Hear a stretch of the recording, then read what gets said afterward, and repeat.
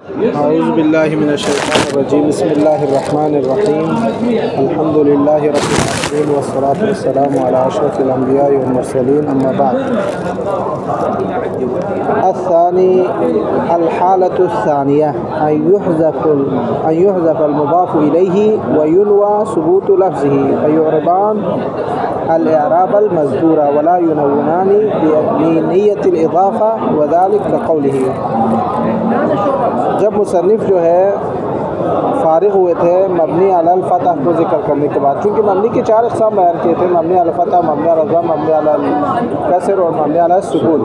تو مبنی علی الکسر بیان کیا، پھر مبنی علی الفتح کو بیان کیا، پھر مبنی علی الضم کو بیان کیا۔ تو مبنی علی الضم کی بھی 4 حالتیں تھیں، اس میں سے پہلی حالت جو ہے بیان کی ہے کہ پہلی حالت یہ تھی کہ جب دونوں کیا ہو، قبل اور بعد مضاف ہو، لفظاً بھی اور معناً بھی، جو ظاہراً یعنی ظاہراً اضافہ ہو رہا ہو تو اس کے 2 اعراب تھے۔ اگر آپ سے کوئی پوچھے نا کہ قبل اور بعد ظاہراً مضاف الیہ کو حذف بھی نہ کرے، مضاف بھی ہو اور مضاف الیہ مذکور بھی ہو، یعنی مطلب حذف نہ ہو یعنی مذکور ہو، تو اس کے کیا اعراب ہے؟ تو اس کے 2 اعراب ہیں، یا ظرفیت کی بنا پر نصب دیں گے یا مجرور کریں گے من کے ذریعے سے قبل اور بعد میں، یہ اضافہ ہونے کی صورت، اور حذف بھی مضاف الیہ حذف بھی نہ ہو مذکور ہو تو اس صورت میں یہ پہلا جو حکم تھا وہ ہم نے بیان کیا۔ آج آتے ہیں دوسری طرف، دوسری حالت مبنی علی الضم کی۔ دوسری حالت یہ کہ مضاف الیہ کو حذف کیا جاتا ہے، مضاف الیہ کو کیا کیا جاتا ہے؟ حذف کیا جاتا ہے، اور لفظ کا قصد بھی کریں گے، مضاف الیہ کو حذف کریں گے اور لفظ کا قصد کریں گے، تو اس صورت میں بھی وہی اعراب ہوگا، اعراب مذکور ہوگا، ٹھیک ہے۔ لیکن اعراب مذکور ملے گا، وہی پہلے والا اعراب، لیکن تنوین اس پہ نہیں آئے گا۔ کیوں نہیں آئے گا؟ چونکہ یہاں جو ہے مضاف الیہ حذف ہے، تو اضافہ اور تنوین آپس میں کیا ہے؟ ضد ہے۔ جہاں اضافہ ہو وہاں تنوین نہیں آتا، جس طرح الف لام اور تنوین ضد ہے، اور اسی طرح اضافہ اور تنوین کیا ہے؟ آپس میں ضد ہے۔ تو اس صورت میں آپ یوں کہہ سکتے ہیں کہ جب مضاف الیہ دونوں کا حذف ہو تو لفظ کو ثبوت میں رکھیں گے تو وہ اعراب مذکور ملے گا۔ یعنی اعراب مذکور سے مراد کیا ہے؟ یعنی یا ظرفیت کی بنا پر نصب ملے گا تو بھی منون نہیں ہوگا، یا حرف جر کے ذریعے سے مجرور ہوگا تو وہ بھی منون نہیں ہوگا، فقط مجرور ہوگا، یہ کہنا چاہتے ہیں، ٹھیک ہے۔ جیسے یہاں پر بیان کرتے ہیں، ابھی پڑھتے ہیں، دیکھیں کہاں تک پہنچتے ہیں، مسئلہ نہیں ہے، بار بار یعنی 2-3 دفعہ اس کو جو ہے نا ریپیٹ کرنا پڑتے ہے، اس سے بہتر ہے ہم آہستہ آہستہ جو ہے نا سمجھ کے بالکل آہستہ پڑھتے جائیں گے تاکہ جو ہے مطلب بھی سمجھ آئے اور پورے مفاہیم بھی سمجھ میں آ جائے۔ الحالۃ الثانیہ، دوسری حالت یہ کہ مضاف الیہ کو حذف کیا جائے، ان یحذف المضاف الیہ، مضاف الیہ کو کیا کیا جاتا ہے؟ حذف کیا جاتا ہے، وینوی، اور قصد کیا جاتا ہے، ینوی کا مطلب نیت میں رکھا جاتا ہے، یعنی قصد کیا جائے گا، ثبوت لفظہ، لفظاً ثابت ہونے کو قصد کیا جائے گا، فیعربان الاعراب المذکورہ، تو اس کو وہی پہلے والا اعراب ملے گا، یعنی جس طرح مضاف الیہ ہو اور مضاف الیہ کیا ہو؟ مذکور ہو، تو اس صورت میں جو اعراب ظرفیت کی بنا پر نصب اور محفوظ ہوگا مجرور من کے ذریعے سے، تو یہاں بھی یہی ہوگا۔ لیکن یہاں پر جو فرق ہے پہلے والے جو حالت سے، پہلی والی حالت میں تنوین ہوتے تھے، وہاں پر جو ہے تنوین نہیں ہوتے تھے، وہاں پر جو ہے وہاں پر محفوظ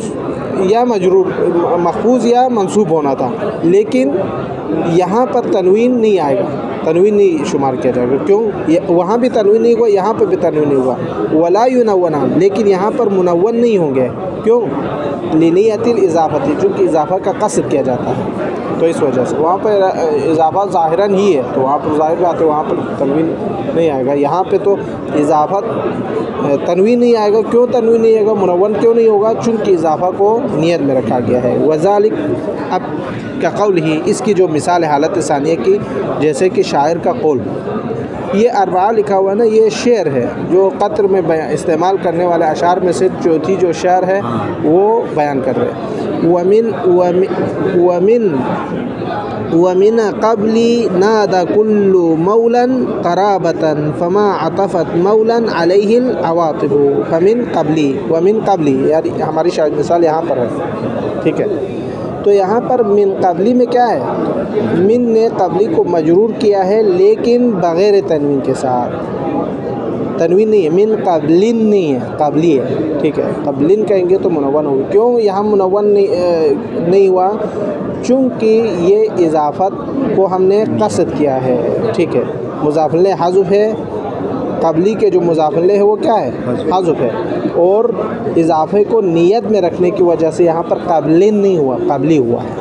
اب یہ کیا مضاف الیہ حذف کیا ہے، کیسا پڑھنا ہے وہ ابھی بیان کر رہے ہیں۔ من بخفض قبلی بغیر تنوین، بغیر کسی تنوین کے، تنوین سے مراد یعنی قبلن کے وقت کہے بغیر، ای ومن قبل ذالک، اصل میں کیا ہے، ومن قبل نادى كل مولا قرابة فما عطفت مولا عليه العواطف، اس میں جو اصل ہے ومن قبل ذالک ہے، یعنی ومن قبل ذالک مطلب یعنی اس سے پہلے، تو یہ یہاں پر مضاف الیہ کیا ہے، حذف ہے۔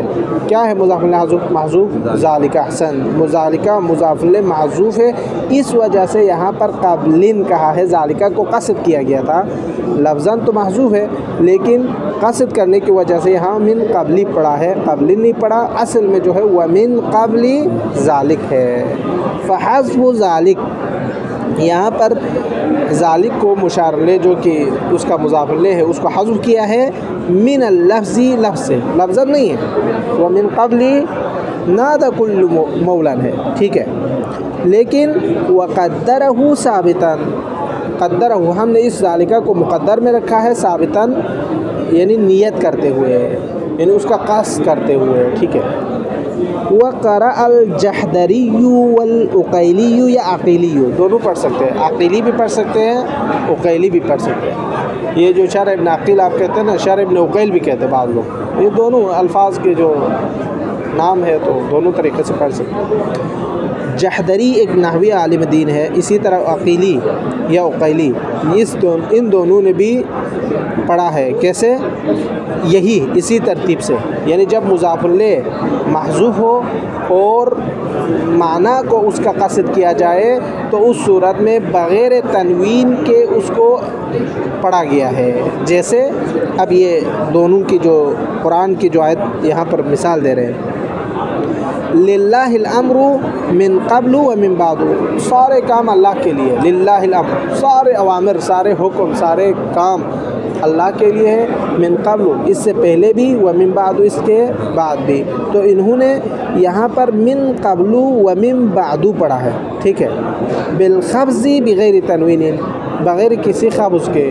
یہاں من قبل و من بعد اصل میں کیا ہے، اصل جو ہے یہاں ماخوذ ہے من کی وجہ سے، لیکن ظاہراً یہاں کیا ہے، مرفوع ہے، لیکن اس کو خفض کے ساتھ پڑھا ہے، کیسے، بالخفض، مجرور کے ساتھ پڑھا ہے، بغیر تنوین، لیکن تنوین اس پہ نہیں آئے گا، ٹھیک ہے، کیسے ابھی آ رہے ہیں، اے للہ الامر من قبل و من بعد، اصل میں کس طرح پڑھنا ہے ان دونوں نے، ای من قبل الغلب و من بعدہ، یعنی من بعد الغلب، غلبہ آنے سے پہلے، غلبہ آنے کے بعد، یعنی آپ یوں کہیں للہ الامر من قبل الغلب و من بعد الغلب، یعنی سارے اوامر، سارے حکم، سارے کام اللہ کے لیے ہے، یعنی ان کے جیتنے سے پہلے اور جیتنے کے بعد، ان کے غالب آنے سے پہلے یا غالب آنے کے بعد، سارے کام اوامر اللہ کے لیے۔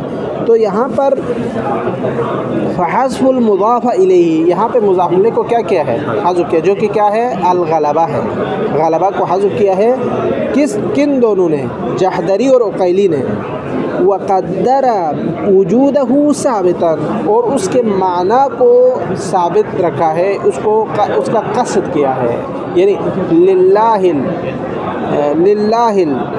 الامر من قبل الغلب ومن بعد الغلب، سارے اوامر اللہ کے لیے، جیتنے سے، غالب آنے سے پہلے اور غالب آنے کے اور جیتنے کے بعد۔ تو یہاں پر غلبی کو محذوف علیہ قرار دیا ہے، اس کا معنی کو قصد کیا ہے، اور بغیر تنوین کے یہاں پر پڑھا گیا ہے، اور محفوظ بھی من ہے۔ ٹھیک ہے، یہ ختم ہو گئی دوسری حالت۔ تیسری حالت، پہلی حالت میں ہم یہ ذہن میں رکھیں، یہ جو ہے نا اشتباہ نہ ہو جائے۔ پہلے حالت میں کیا کہا، مضاف الیہ جو ہے کی طرف اضافہ بھی ہو اور محذوف بھی نہ ہو، دو، ایک یہ پہلی صورت۔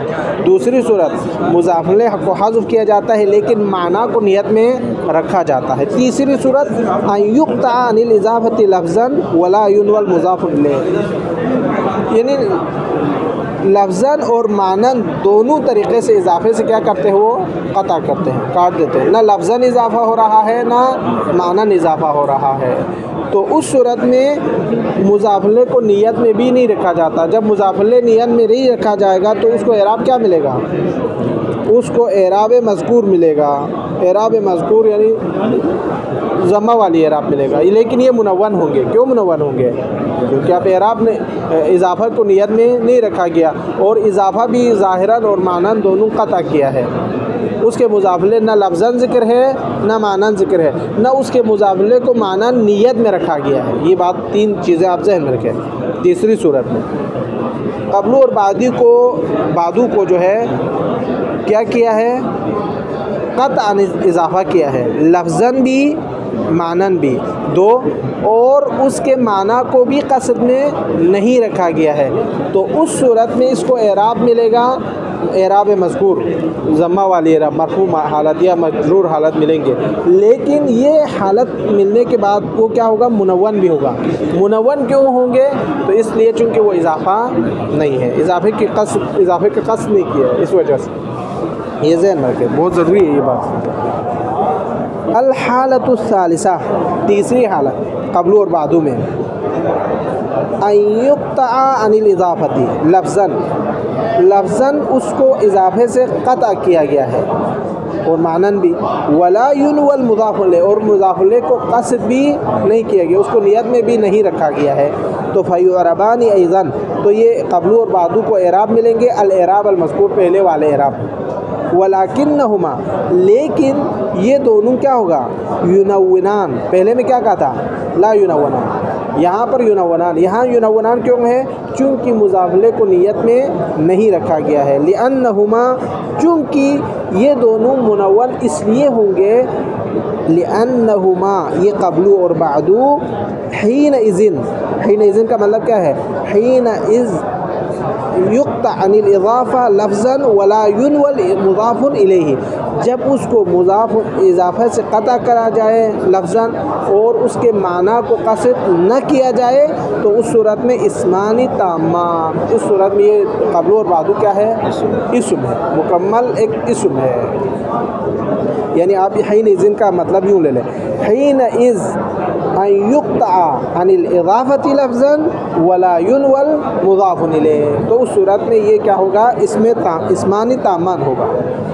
کسائر الاسماء النکرات، جیسے کہ سارے اسماء نکرہ جس طرح ان کا اعراب ہوگا وہی اعراب اس کے لیے بھی آئے گا، منون بھی ہوگا اور مضموم بھی ہوگا، مرفوع بھی ہوگا، مجرور بھی ہوگا، اس طرح، لیکن منون کے ساتھ۔ فتقول، بس آپ پڑھیں کیسے، یعنی جب قبلو اور بعدو اضافہ سے لفظاً قطع ہو، معنی کو قصد نہ رکھے، تو اس وقت آپ پڑھیں جئتک قبلا و بعدا ومن قبل و بعد۔ دیکھو یہاں منصوب پڑا ہے، دوسرے میں مجرور پڑا ہے، لیکن دونوں میں قبلا و بعدا، قبل اور بعدو کو منصوب کے ساتھ پڑا ہے، ومن قبل و بعد، من قبل و بعد میں مجرور منون کے ساتھ، اس میں پہلے میں منصوب منون کے ساتھ، دوسرے میں مجرور منون کے ساتھ۔ کیوں؟ چونکہ ان کے مضاف الیہ کو حذف کیا گیا ہے اور اس کا قصد بھی نہیں کیا ہے، اس وجہ سے۔ قال الشاعر، جیسے شاعر نے کہا، یہی ہے نا جی. شاعر نے کہا فساغ لی الشراب وکنت قبلا اکاد اغص بالماء الفرات. یہاں پر شاہد مثال کیا ہے؟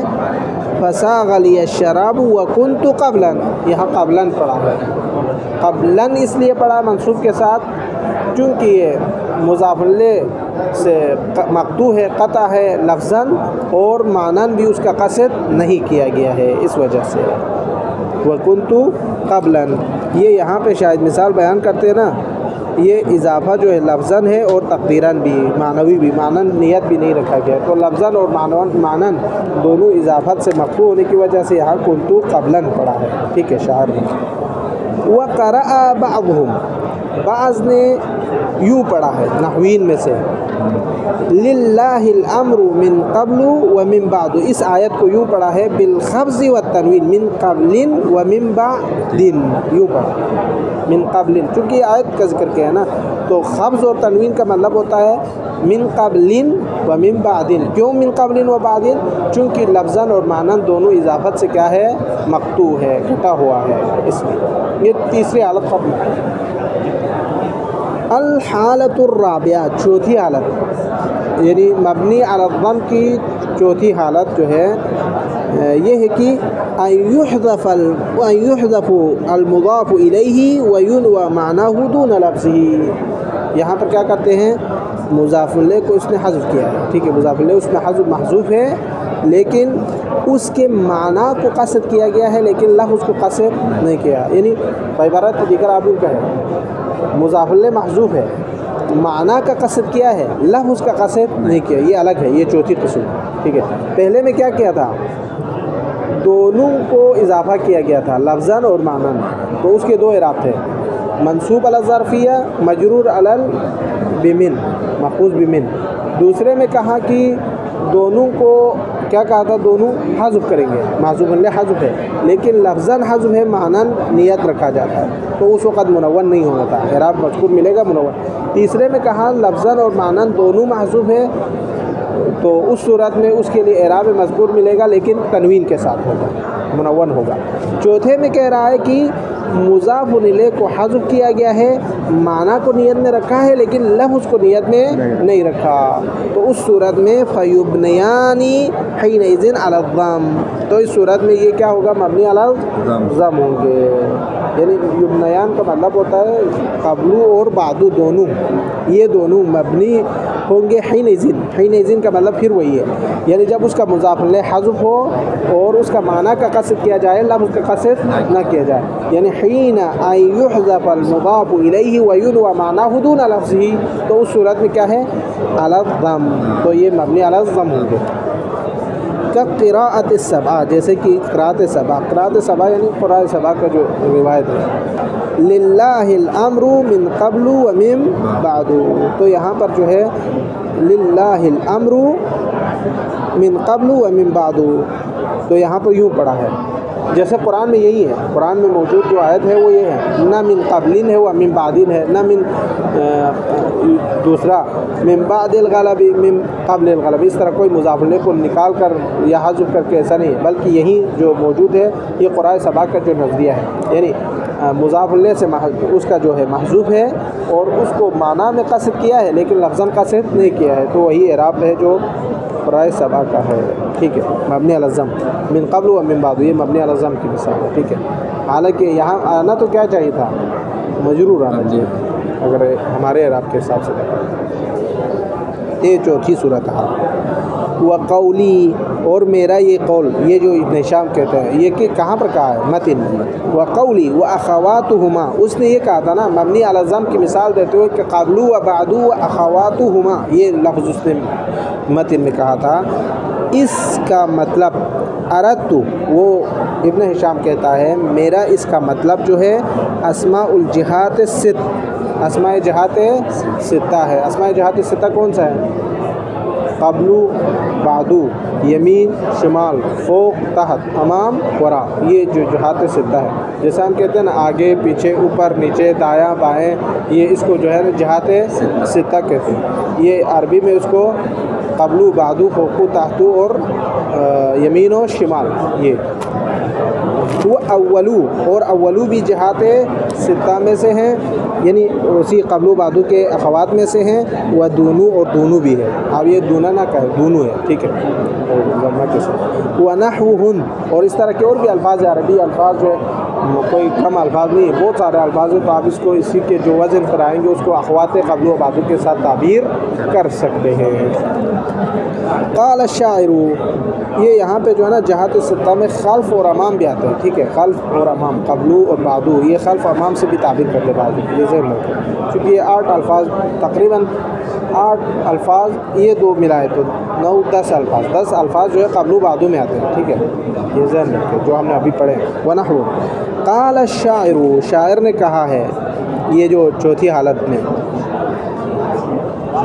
لعمرك ما ادری وانی لاوجل على اینا تعدو المنیت اولو تو یہاں پر اولو کیا ہے اولود کو جو ہے مبنی علی الضم پڑھا ہے اولو کیوں چونکہ یہ مضاف الیہ سے اس کا محذوف ہے معنی کو اس کی نیت میں رکھا گیا ہے اس کے لفظ کو نیت میں نہیں رکھا ہے تو اس وجہ سے وقال آخر دوسرا شاعر کہتا ہے ایک اور شاعر اذا انا لم اؤمن علیک ولم یکن لقاؤک الا من وراء وراء من وراء ہے پہلے والے میں ہمارا شاید مثال ہے ٹھیک ہے وراء من وراء نہیں پڑھنا کیونکہ بعض لوگ عبارت میں تنبیہ نہ پتہ ہے ان کو کیسے پڑھنا ہے لیکن منبہ نہ ہونے کی وجہ سے تنبیہ نہ ہونے کی وجہ سے وہ ورائی پڑھتے ہیں من ورائی نہیں وراء ہے یہاں پر من وراء کیوں ہے من داخل ہونے کے باوجود بھی چونکہ یہ مضاف الیہ کو حذف کیا گیا ہے لفظ معنی کو نیت میں رکھا گیا ہے لفظ کو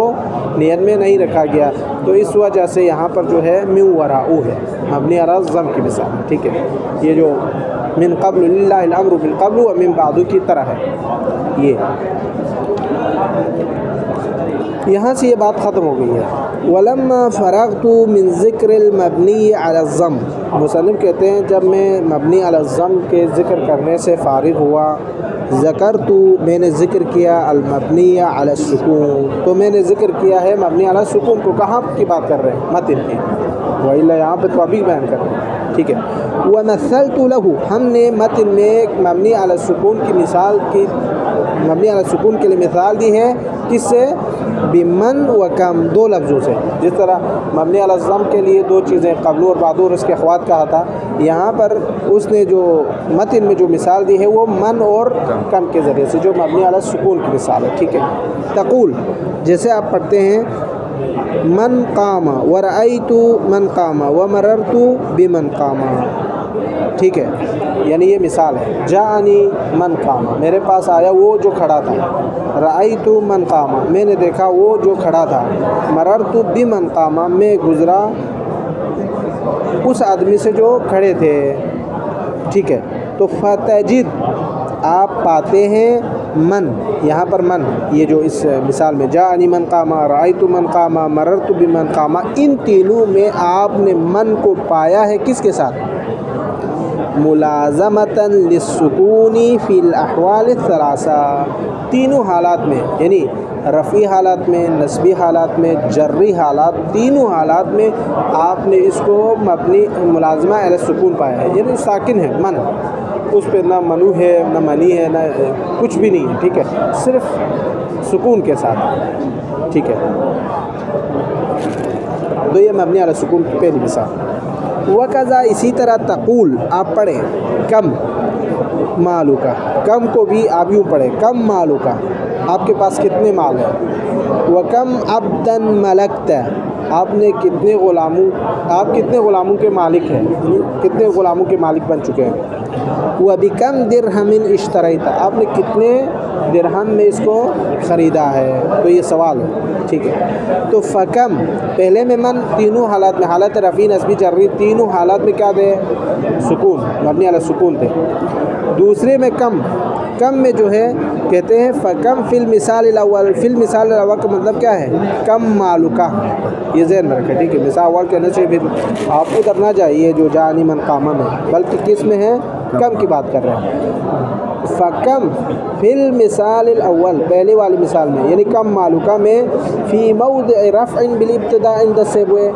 مرفوع تو ہے مبنی علی السکون ہے، تو یہ کم جو ہے سکون ہے، یہاں آپ یوں کہیں کم مالوکہ میں کم جو ہے مبنی علی السکون ہے حالت رفعی میں بھی۔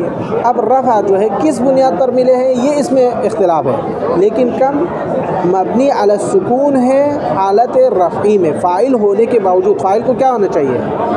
احسن، مرفوع ہونا چاہیے، لیکن یہ فاعل ہونے کے باوجود یہاں پر کیا ہے؟ سکون ہے، تو اس کی مثال ہے فکم مالوکہ۔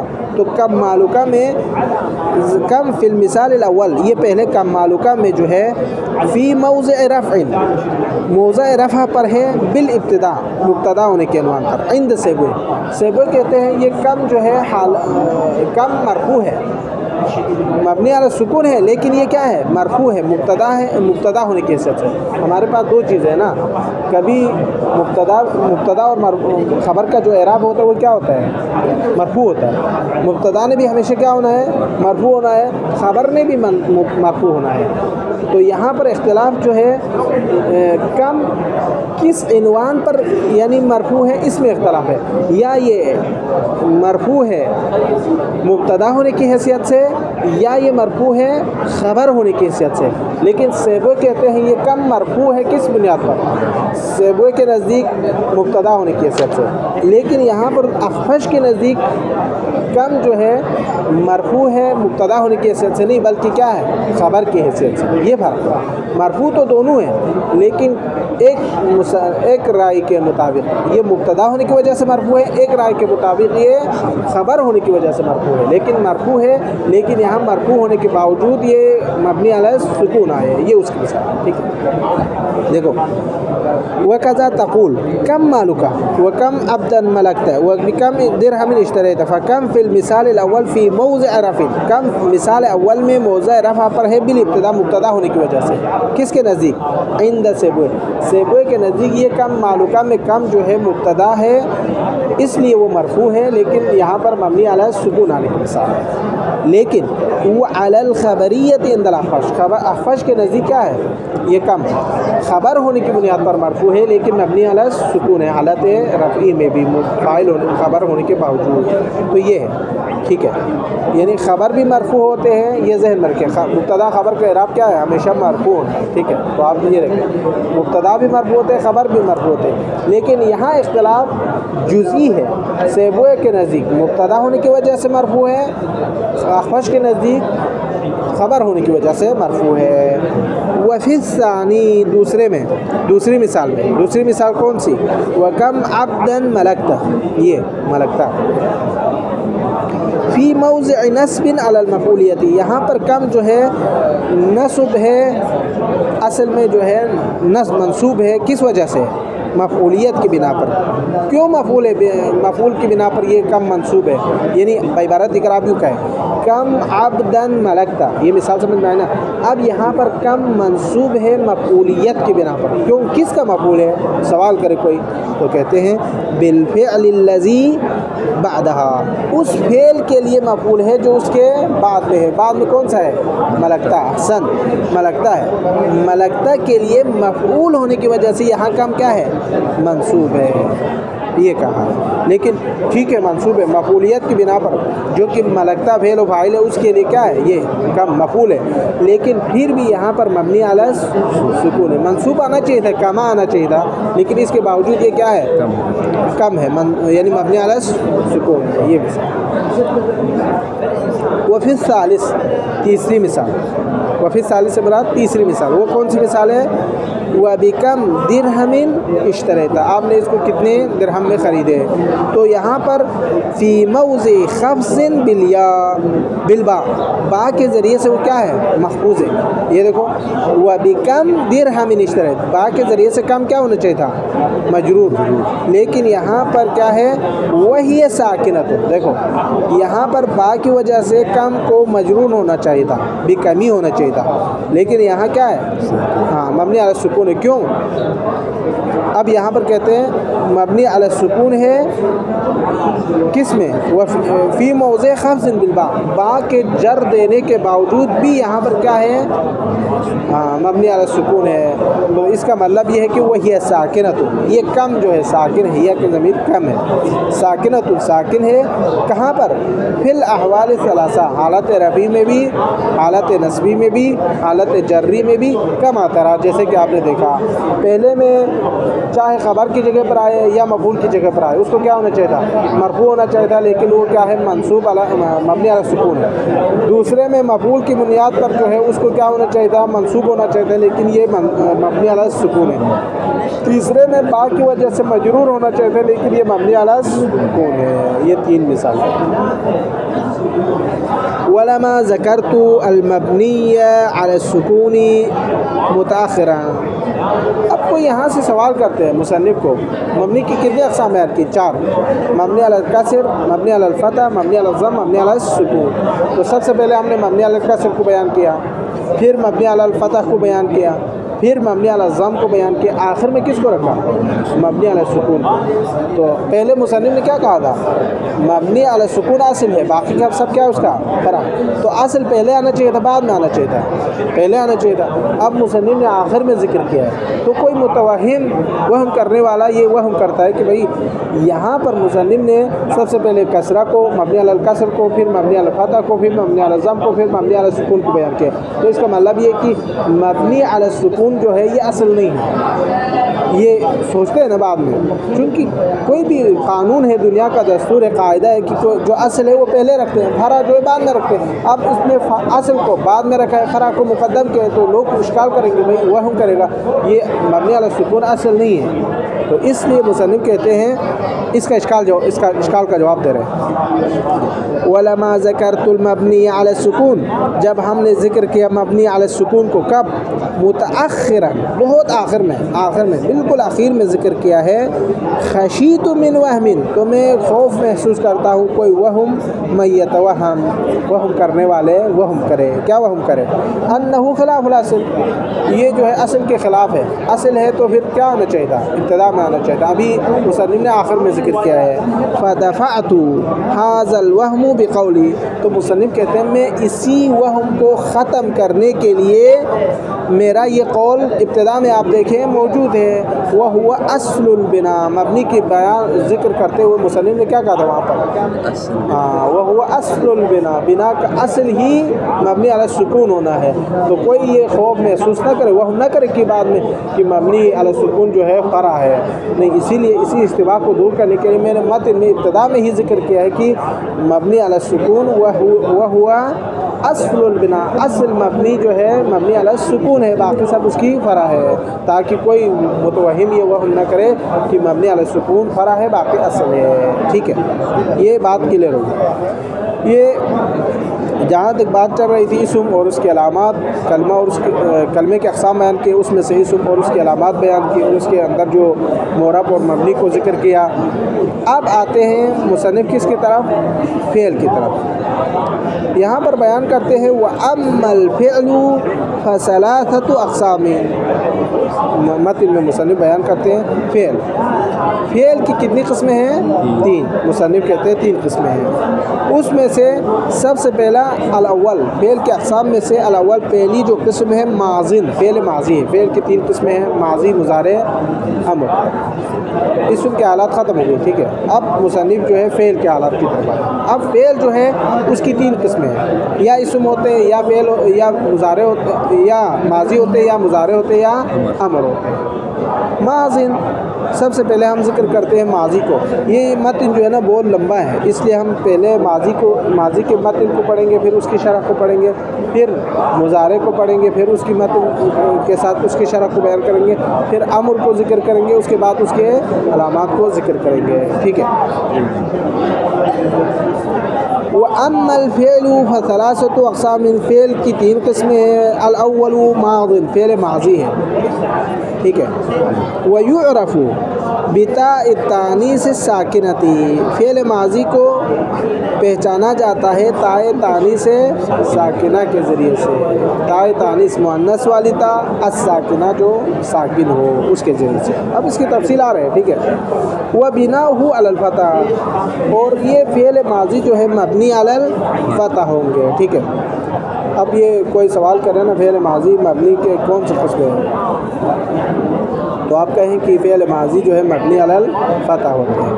یہ ماضی کا جو ہے مبنی علی الفتح ہونا یہ اصل ہے، یہ بھی ذہن میں رکھیں، ٹھیک ہے۔ کا ضربہ، ضربہ کیا ہے؟ فعل ماضی ہے مبنی علی الفتح، ٹھیک ہے۔ الا،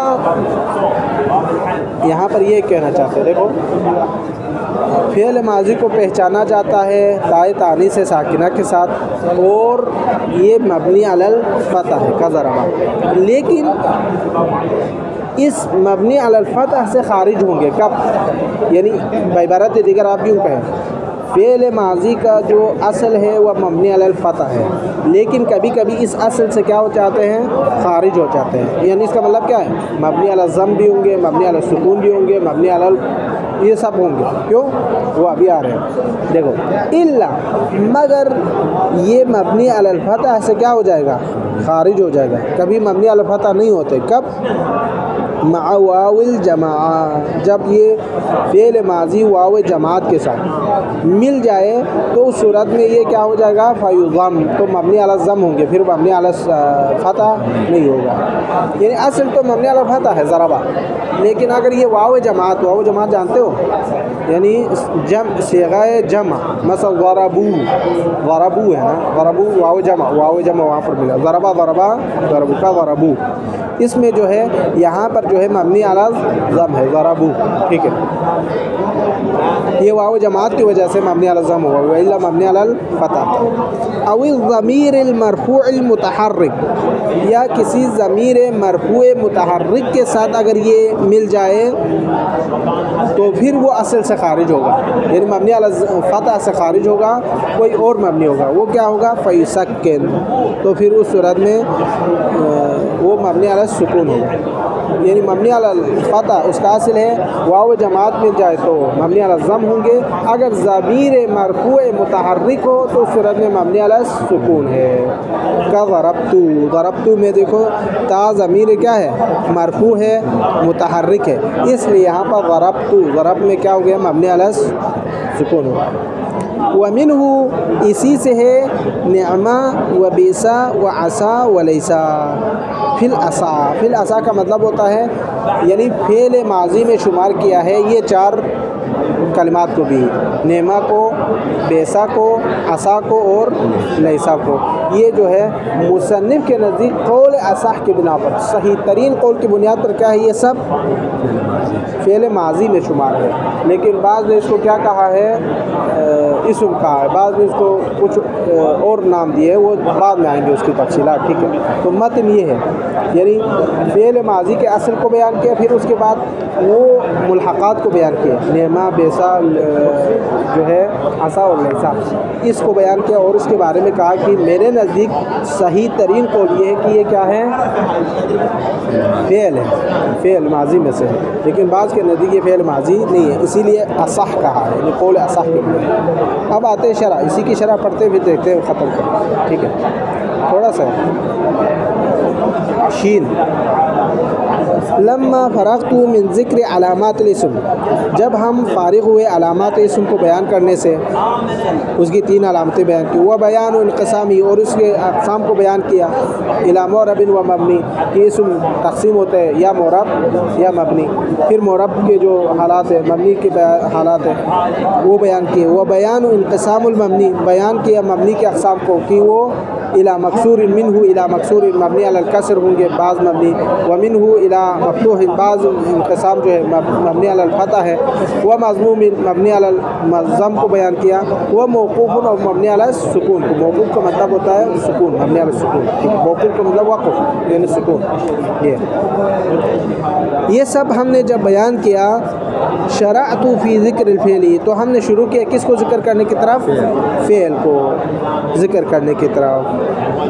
فذکرت اور ہم نے ذکر کیا انہو یہ فعل فذکرت انہو یعنی یہ فعل ینقسم الی ثلاثۃ اقسام یہ تقسیم ہوں گے کتنے قسموں پر 3 ماض 1 ومضارع 2 وامر 3 وذکرت لكل واحد منها علامته الدالة علیہ اور ہم نے ذکر کیا ان سب کے لیے ایک خاص علامت جو یہ فعل ماضی مضارع امر ہونے پر کیا کرتے ہیں دلالت کرتے ہیں یعنی ماضی کے اپنی علامات بیان کریں گے فعل کے اپنے علامات بیان کریں گے حرف کی امر کے اپنی حالات بیان کریں گے کیوں وہ ابھی جو ہے نا مصنف نے متن کی بات کر رہا ہے لیکن ابھی بیان کریں گے وہ تفصیلا شرح میں ہے اس میں وحکمه الثابت له من بناء ومعرب اور اس کے احکام کو بھی ذکرت لكل واحد منهما علامته الدالة علیہ ہم سب کے لیے ماضی مضارع امر کے لیے وہ علامات ذکر کریں گے جو اس پر دلالت کرتے ہیں کہ یہ ماضی ہے یہ مضارع ہے یہ امر ہے وحکمه الثابت له اور وہ حکم بھی بیان کریں گے جو ماضی مضارع امر کے لیے کیا ہو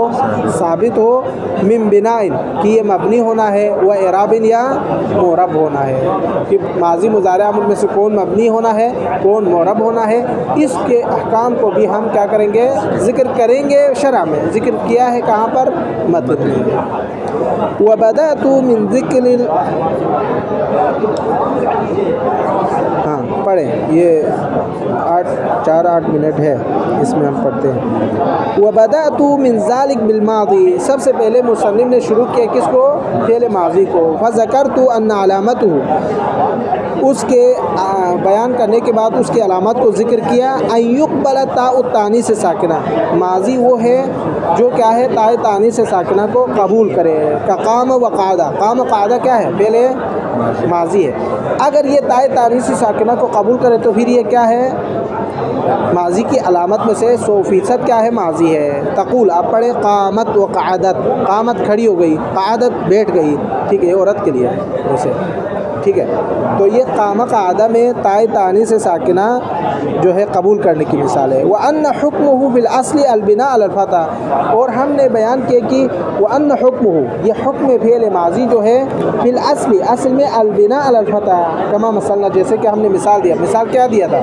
ضربہ یعنی ماضی کے جو اصل ہے مبنی علی الفتح ہونا ہے کا ضربہ ضربہ میں کیا ہے فتحہ ہے مبنی علی الفتح وقد يخرج عنه الى الضم کبھی یہ اپنے اصل سے کیا ہو جاتے ہیں خارج ہو جاتے ہیں یعنی مبنی علی فتح سے خارج ہو جاتے ہیں ٹھیک ہے الى الضم کس کی طرف آتے ہیں مبنی علی الضم کی طرف وذلك وہ کب ہوتے ہیں یعنی مبنی علی الفتح سے مبنی علی الضم کی طرف کب آتے ہیں اذا اتصلت به واو الجماعہ جب اس کے ساتھ واو جماعت ہو جمع والی واو ہو کا قول کا جیسے کہ آپ کا قول قاموا وقعدوا قاموا کھڑے ہو گئے قعدوا بیٹھ گئے یہ جمع کا تو یہاں پر کیا ہے واو جماعت کے ساتھ متصل ہونے کی وجہ سے یہاں پر کیا ہے مبنی علی الضم ہوا ہے ٹھیک ہے قاموا میم پر کیا ہے ضمہ ہے قعدوا دال پر کیا ہے ضمہ ہے مبنی علی فتح سے مبنی علی الضم کی طرف آئے وذلك اذا ہاں یہ ہو گیا او الى السکون یہ او کا عطف کرو کس پر وقد يخرج عنه الى الضم وقد يخرج عنه الى السکون الى الضم او الى السکون کبھی ضم کی طرف یعنی مبنی علی الضم ہوتے ہیں ماضی کبھی مبنی علی السکون ہوتے ہیں وذلك یہ مبنی علی السکون کب ہوتے ہیں ذالک مشان کون ہے سکون مبنی علی السکون کب ہوتے ہیں اذا اتصل به اگر اس ماضی کے ساتھ متصل ہو کون الضمیر المرفوع المتحرک جب اس کے ساتھ ضمیر مرفوع متحرک اس کے ساتھ جمع ہو جائے کا قول کا جیسے کہ آپ کا قول قمت وقعدت میں کھڑا ہوا میں بیٹھ گیا وقمنا وقعدنا ہم بیٹھے ہم کھڑے ہو گئے تو یہاں پر کیا ہے ان سب میں مبنی علی السکون ہے قمت قعدت قمنا قعدنا اس میں جو ہے کیا ہوا ہے ضمیر مرفوع متحرک کے ساتھ مشتمل ہونے کی وجہ سے یہاں پر ماضی مبنی علی الفتح جو کہ اس کا اصل تھا اس سے خارج ہو کر مبنی علی السکون ہوا والنسوۃ قمنا وقعدنا اگر نون نسوہ کے ساتھ بھی مل جائے تو پھر کیا ہو جائے گا مبنی علی السکون ہو جائے گا تو بعبارت دیگر یعنی ماضی مبنی علی الفتح ہے اگر واو جماعت کے ساتھ مل جائے جائے تو مبنی علی الضم، اگر ضمیر مرفوع متحرک کے ساتھ مل جائے تو مبنی علی السکون، نون نسوہ جمع مؤنث والی نون کے ساتھ ملے تب بھی یہ کیا ہے مبنی علی السکون ہے. قمنا وقعدنا، یہ قمنا وقعدنا عورتیں جو جمع والی صیغہ ہے، ٹھیک ہے. وتلخص عن ذلك، اب ان سب کا خلاصہ یہ ہے کہ ان لہو، یعنی یہ جتنے ہم نے بیان کیے نا ابھی، ان سب کا خلاصہ یہ ہے کہ ان لہو، ان للماضی، ماضی کے لیے ثلاث حالات، کل کتنی حالتیں ہیں؟ 3. الضم والفتح والسکون، ضم جو ہے واو جماعت کے ساتھ ملنے کی وجہ سے، والفتح جو اس کی اصلی اعراب ہے، اصلی مبنی ہونا ہے، والسکون اور سکون کی وجہ سے، ضمیر مرفوع متحرک کے ساتھ ہو یا جو ہے نون نسوہ کے ساتھ ہو. وقت بینت ذالک، اس سب کو ہم نے ابھی بیان کیا. یہ 2 سطر پڑھے پھر اس کے بعد مما و بسا میں چلا جائے گا، ٹھیک ہے. ولما كان من الافعال الماضیہ، یہ رکھے، ٹھیک ہے. یہ اگر پڑھیں گے اس کو تفصیل سے پڑھیں گے، کل پڑھیں گے. صلی اللہ علیہ محمد.